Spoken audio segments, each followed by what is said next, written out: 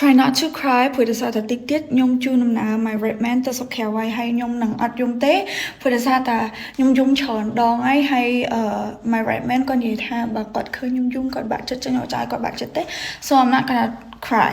I'll try not to outfit check អ្នកទាំងអស់គ្នាស្អាតអត់គិតមិនដែរចាខ្ញុំពាក់អាវពណ៌ត្បូងកាបូបពណ៌ត្បូងខោពណ៌ខ្មៅ with Puma shoes ทิ้งน้ำหนักទាំងអស់គ្នាយើងអត់មិនឃើញថាជាទីមដើមខោ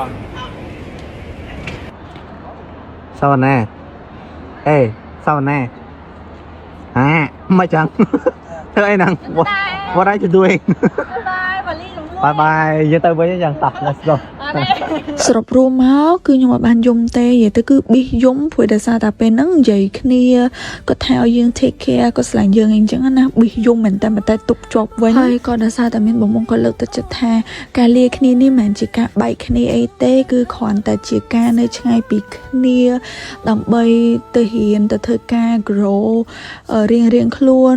ក៏អាចនិយាយបានថាយើង grow together ប៉ុន្តែគ្រាន់តែ distance តែប៉ុណ្្នឹងគាត់ក៏បានឲ្យជៀនមកខ្ញុំហើយខ្ញុំ surprise ខ្លាំងមែនតើព្រោះដោយសារតែខ្ញុំអត់នឹកស្មានថាគាត់នឹងទិញជៀនឲ្យខ្ញុំមកនិយាយទៅគឺពេលហ្នឹងចង់អួលប៉ុន្តែអត់អីទេ everything's fine I love him so much I'm so proud of him ខ្ញុំសង្ឃឹមថាទៅថ្ងៃមុខទៅទោះបីមានរឿងអីពីអ្នកយើងនឹងអត់បោះបង់គ្នាចោលហើយរាល់ពេលដែលខ្ញុំហៅគាត់ជា my right man ណាគឺខ្ញុំជឿថាគាត់ជា my right man ពិតប្រាកដប៉ុន្តែបើសិនជាមានបញ្ហាអីក៏អត់អីដែរតាមនឹងទៅដឹងថាឥឡូវខ្ញុំស្រឡាញ់គាត់ bye bye